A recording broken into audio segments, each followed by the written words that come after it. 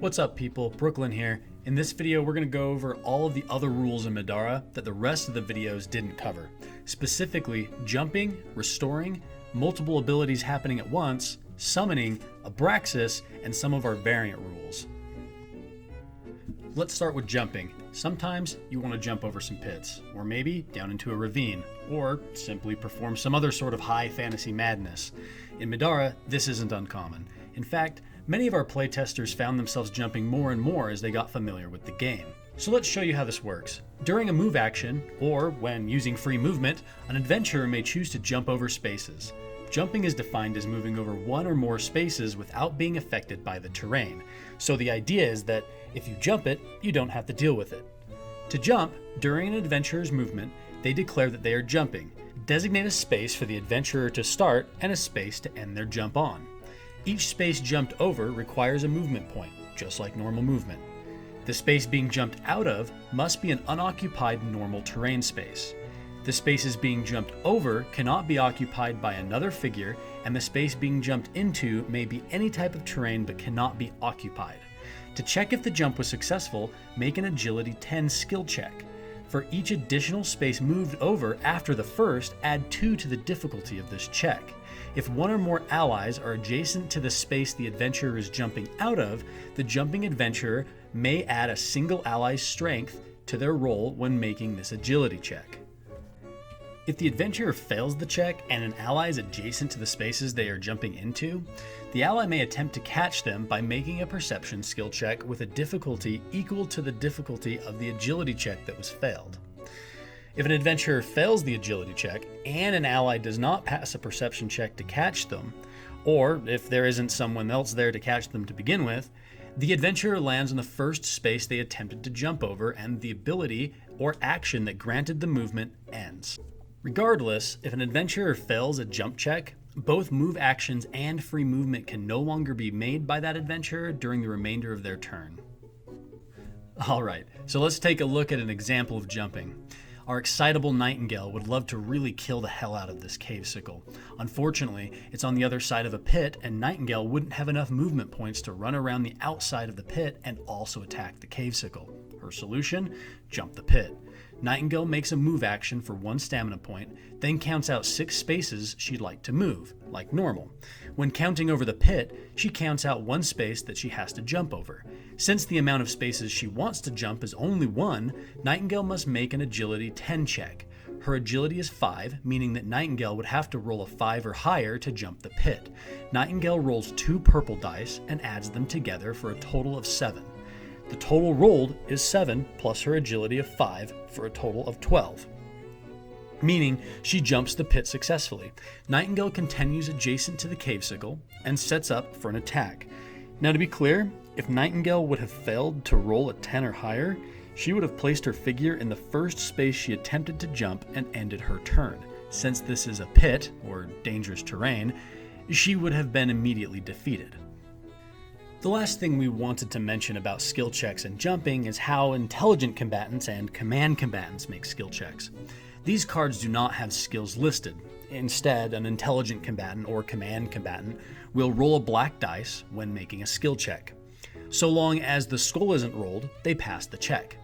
Let's move on to our next subject, restoring. We touched on this a bit during the adventure book video. However, it's such an important part of Middara that we felt it deserved to be mentioned again. In Middara, many abilities can be used as many times as you'd like. Other abilities, such as Exhaust, can only be used once per turn, while others can only be used once per encounter. However, certain very special abilities can only be used once until you're told to restore. These abilities have the flip condition tag. An ability with this tag is flipped when used. An adventurer must wait until they are told to restore before abilities with this condition tag can be unflipped and used again. We'll be going over a couple of disciplines with this condition tag later on in this video.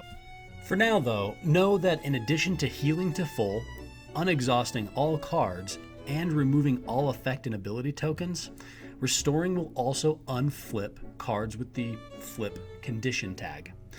In addition to flip abilities, there are also ability tokens. These are special tokens gained via specific abilities that are typically printed on disciplines. Ability tokens are only removed when used or when restoring, meaning that players can hang on to them between encounters if they'd like. An example of this is Heal. The Heal ability token is gained via the discipline Mend. When used, the discipline will grant the adventurer 2 heal tokens. During their turn, the adventurer with these tokens can use a heal ability token by simply discarding it to heal an adventurer within their sphere of influence for 6. If they never needed the healing, they could hang on to 1 or more heal ability tokens for the next encounter. In this way, many of the resources that players have must be used wisely, as it's typical to go 2 or even 3 encounters before being instructed to restore. Restoring is an essential part of the balance in Middara, and players should be careful to not miss any reward or adventure mechanic that instructs them to restore. Our next topic will be resolution order. Sometimes multiple abilities will happen at once. For example, you might be poisoned and also have Nirvana's Mark. Both of these abilities occur during the status phase of a figure's turn. One heals you while the other deals damage. When 2 or more abilities would resolve at the same time, players should always resolve the abilities in the most beneficial way for the figure currently taking the turn.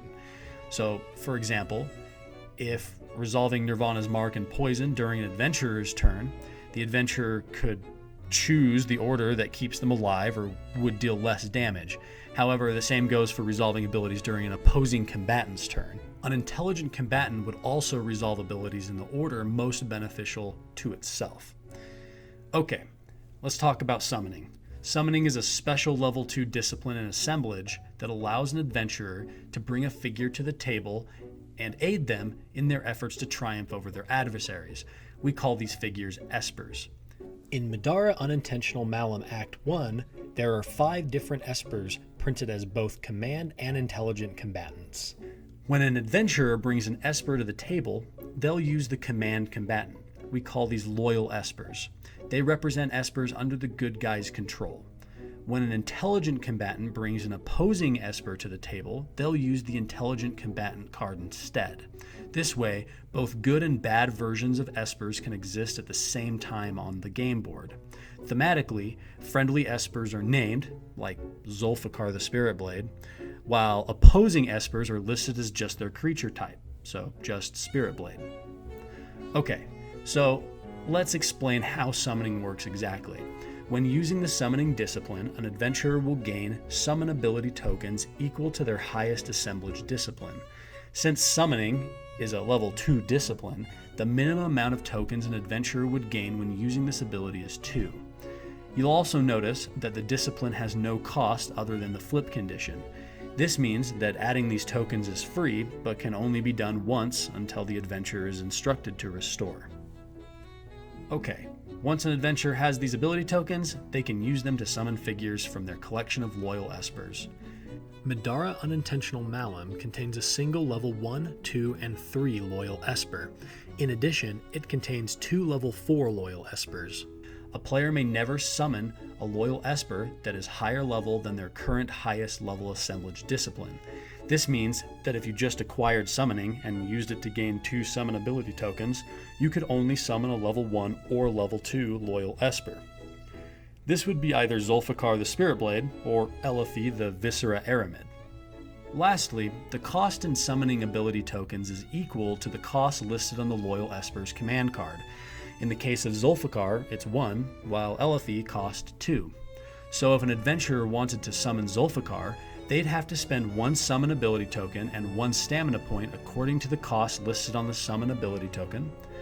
If they wanted to summon Eliphi, they'd have to spend 2 summon ability tokens and 2 stamina points. When summoning a creature to the table, after paying the cost in tokens and stamina points, the adventurer summoning them places their figure anywhere within their SOI. Then, they put the Loyal Esper's command card in front of their play area. An adventurer will use this card to take their Loyal Esper's turn and keep track of their abilities. Next, they'll add stamina points to the Loyal Esper's card equal to the stamina point recovery value printed in the top right corner of the Loyal Esper's card. Loyal Espers gain and spend stamina points independently using the same rules as any other command combatant. Finally, the adventurer adds the Loyal Esper's initiative card to the end of the initiative track.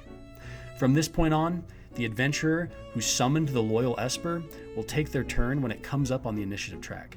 These turns follow all the same rules as any other command combatant. Okay, let's go over some quick specifics about summoning. First, loyal Espers do not persist between encounters. At the end of the encounter, they'll return to the realm in which they came. Second, a loyal Esper may use an encounter action to gain items. When doing so, the adventurer who summoned it to the table gains any items they find. And third, while you may summon multiple loyal Espers during a single encounter, you may never summon two of the same loyal Esper at the same time. While we're here, let's briefly talk about other special types of disciplines in Unintentional Malum Act 1 besides summoning. There's also a discipline called Conduction Summoning. This discipline allows an adventurer to physically change their bodies into another creature. This grants the adventurer access to many varied abilities. When Conduction Summoning is used, the adventurer's figure is replaced with a command combatant with the Conduit tag. In Unintentional Malum Act 1, there are 5 different command cards with the Conduit tag.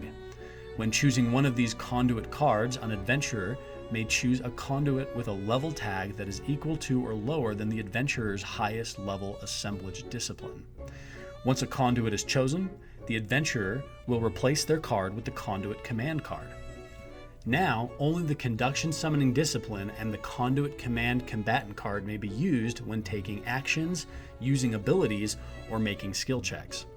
All effect and ability tokens that were on the adventurer's card also carry over, so you can't just ditch negative effects by changing form.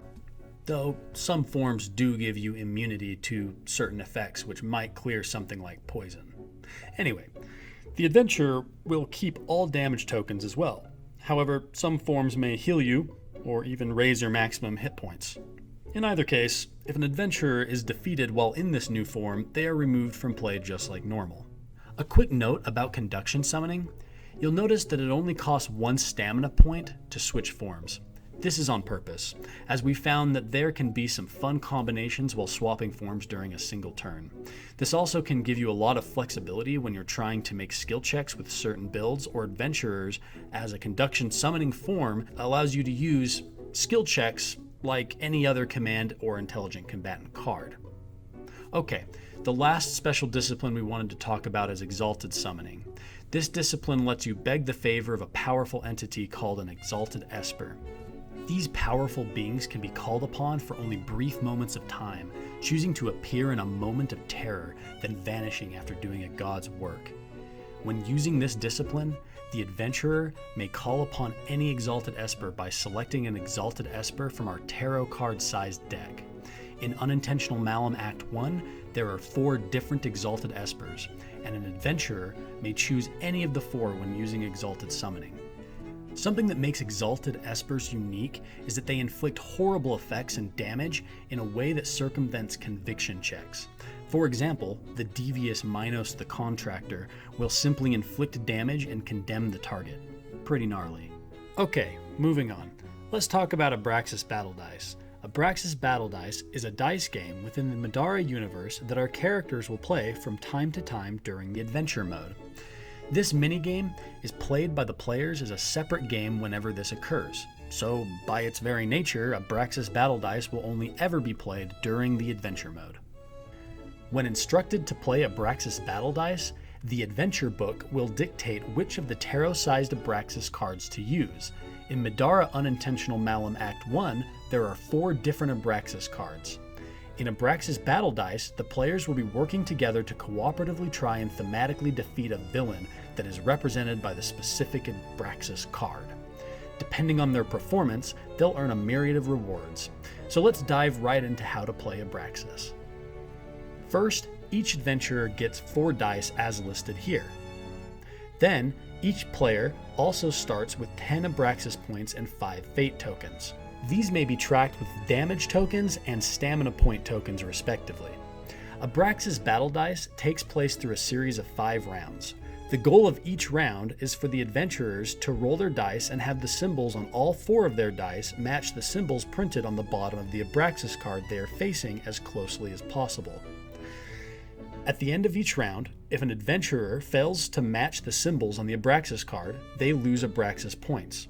When an adventurer loses all their Abraxis points, they are out of the game. If an adventurer can match their symbols well enough to survive these 5 rounds, they'll be rewarded. Okay, so let's go over how this works. First, at the start of each round, adventurers will simultaneously roll all 4 of their dice and must lock in the result of 1 die. When dice are locked in, this means that the adventurer is satisfied with the results of that die and has set it aside to be tallied against the Abraxis card's symbols at the end of the round. All dice that are locked in will not be rolled again. If an adventurer would like to lock in the result of more than 1 die, they may spend one of their 5 fate tokens. For each fate token they spend, they may lock in an extra die. Once all adventurers have decided which dice to lock in, or after they've decided to not lock in any by spending one of their 5 fate tokens, they will then simultaneously roll all of their remaining non-locked in dice. After rolling a second time, adventurers will again decide which single die they would like to lock in. Fate tokens may be spent the same way as before, to either lock in more than 1 die or to not lock in any at all. Once again, after all adventurers have decided which dice they are locking in, they will simultaneously roll their remaining dice. This process continues until at least one adventurer has locked in all 4 of their dice. Without spending any fate tokens, this will naturally happen at the end of the 4th simultaneous roll. If an adventurer spent fate tokens to lock in more than 1 die, it could happen sooner. At the end of a simultaneous roll, after all players have chosen which dice to lock in, and spent fate tokens, if at least one adventurer has locked in all 4 of their dice, all other adventurers with any non-locked in remaining dice get 1 more roll and must lock in all dice from this final roll. No fate tokens may be spent on this final roll. Alright, so after all adventurers have locked in all 4 dice, they must each compare symbols. To compare symbols, each adventurer compares the symbols on the dice they've locked in to the symbols printed on the bottom of the Abraxis card they're facing. For each extra or missing symbol on an adventurer's locked-in dice, they lose 1 Abraxis point. Through the course of these 5 rounds, if an adventurer loses all of their Abraxis points, they are out of the game. If an adventurer matches the Abraxis card's symbols exactly, they gain 1 Abraxis point. After losing or gaining Abraxis points, the round ends. The game continues for a total of 5 rounds. After the end of the 5th round, rewards will be gained based on how many adventurers are still in the game after all 5 rounds. These rewards are detailed in the adventure book on the page with the corresponding Abraxis card encounter. Okay, so because abstract dice games can be confusing, we've decided to include an example of a round being played. The first Abraxis Battle Dice challenge you'll face is the dreaded Pirate Wench.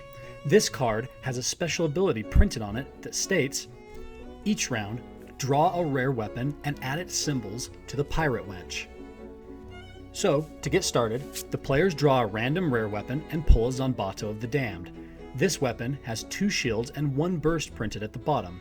This card is tucked under the Abraxis card for easy reference. Now, we know that the players will need 2 books, 4 shields, and 1 burst to match exactly. Each player starts the first round off by rolling their dice. Adventurer 1 locks in their 4 as it has 1 shield printed on it. Adventurer 2 locks in their 8, giving them a burst, 2 shields, and a book. Adventurer 3 locks in the 6, giving them a single shield, and lastly, Adventurer 4 chooses the 9, giving them 2 shields and a book. After setting these dice aside, each player rolls their non-locked-in dice again. Since each player only locked in a single die, this means that they'd each roll 3 dice. This time, Adventurer 1 locks in a die with a single book, while Adventurer 2 locks in 2 shields and a book. Adventurer 3 locks in a book and a shield, and lastly, Adventurer 4 is forced to lock in a blank die, since none of his dice contain symbols. After setting these dice aside, however, Adventurer 2 decides they want to keep a blank die as well. They have so many symbols already, and they don't want to overshoot the symbols printed on the Pirate Wench.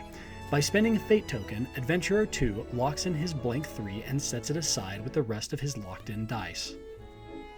With all locked-in dice set aside, the adventurers roll again. This time, Adventurer 2 only has 1 die to roll, while the other 3 players have 2. Adventurer 1 locks in a die with a single shield, Adventurer 2 is forced to take a blank die, and Adventurer 3 chooses the die with 2 shields and a book. Lastly, Adventurer 4 decides to lock in both dice by spending a fate token. Now that a round has ended with 4 dice locked in, the players who still haven't locked in all of their dice get one last roll and must lock in all of their dice. This means that only Adventurer 1 and 3 will roll. Forced to keep what they roll, Adventurer 1 locks in a single book and Adventurer 3 locks in a blank die. With all dice locked in, the adventurers now compare their locked-in dice to the symbols needed on the pirate wench, including her added item card. Adventurer 1 has only 2 shields when they needed 4. This means they lose 2 Abraxis points. Remember, adventurers only have 10 Abraxis points, and if they lose all 10, they are eliminated from the game. Luckily for Adventurer 1, they match books exactly, meaning they lose no Abraxis points. Unfortunately, they didn't roll any burst symbols and must lose another Abraxis point, meaning that in round 1, Adventurer 1 will lose a total of 3 Abraxis points. Adventurer 2 rolled the amount of shields, books, and bursts exactly.